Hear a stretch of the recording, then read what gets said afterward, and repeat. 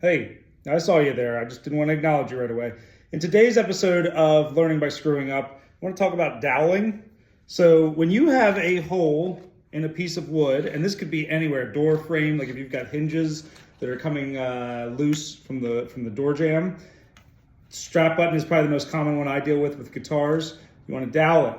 What you're doing is you're fitting some wood, that was this hitting my water bottle, you're fitting some wood into the hole to recreate that hole basically, or to shorten the diameter of the hole, if you will, and then you're gonna screw into that. So what I'm doing here is I take a dowel, kind of fix it into the body, see how far it needs to go in. I could grab a pencil, which I happen to have handy, mark how far it needs to go. Now I know where to cut it ahead of time. What you're gonna do is you're gonna dip it in some wood glue.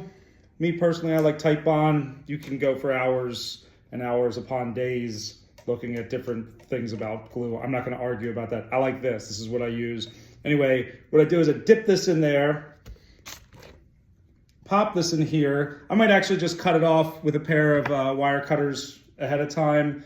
I may leave it on here and cut it once it's mounted in the body. But then what I would do is I would cut it, and then you're gonna drill it. You just drill it with, you should always drill a pilot hole. That's another great piece of advice that I learned very early on by screwing up. I messed up the tuner holes in a guitar. I'll talk about that later.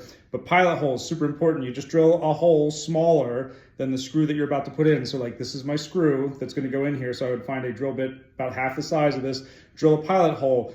That way this isn't forcing all the wood out of the way and creating cracks or breaks or loosening it or whatever. And then you can screw this into it, and now you've got a nice tight fit because you've created a new plug, if you will, basically to fit this into. So that's where we're at with that. That's your piece of advice for today. Neat fact, Hebrew. If you've ever studied Hebrew, I had to study it for my bar mitzvah, and I still study it because I enjoy it. Hebrew is a language, much like my friend of mine, Doc Nelson, who does historical languages, specifically Latin. He taught me like ancient Phoenician. Hebrew is in the construct that it always goes consonant, vowel, consonant, vowel. I'll get into this later. I'll probably do a video on it, but just so you know for now, Hebrew, you write a row of consonants. If there's only consonants, no vowels, that means it's written for adults. If there's vowels, it was written for children or people who don't speak Hebrew very well, much like myself. But anyway, every Hebrew word is constructed in the structure that it's consonant, vowel, consonant, vowel. They don't have digraphs like us. We have digraphs like CH makes ch. They don't have that. That would be a C sound followed by an H sound. They don't combine letters. I mean, they have digraphs in terms of a consonant and a vowel, but they don't have consonants blending with consonants or two vowels blending together to make, and I'm oversimplifying this, but this is the basic structure of it, just so you know, because you're curious and you're watching this video. Anyway, Hebrew has silent letters so that you can get around, like my name is Elliot, so El-Li-At. I have that I and that O. Those would be next to each other in my name, but because of Hebrew needing consonant, vowel, they have a silent consonant that goes between the two vowels, so that way we can get the E-ah sound. Much like if you had, I can't think of one at the moment, I should have thought of this ahead of time, but I just kind of shot this video up front. If you can think of two consonants next to each other,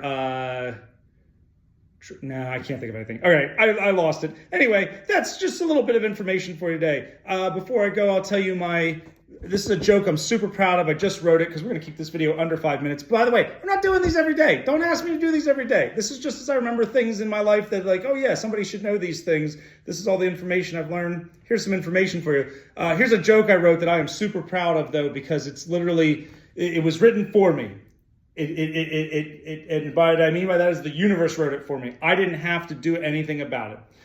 I just took it off the sign and presented it. The joke is I'm walking around Vegas and I see a sign for a tire place and the sign says buy two, get two.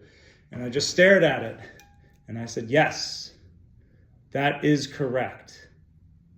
Anyway, hopefully you get that joke. There's two different ways to interpret it, but the one way is funnier than the other.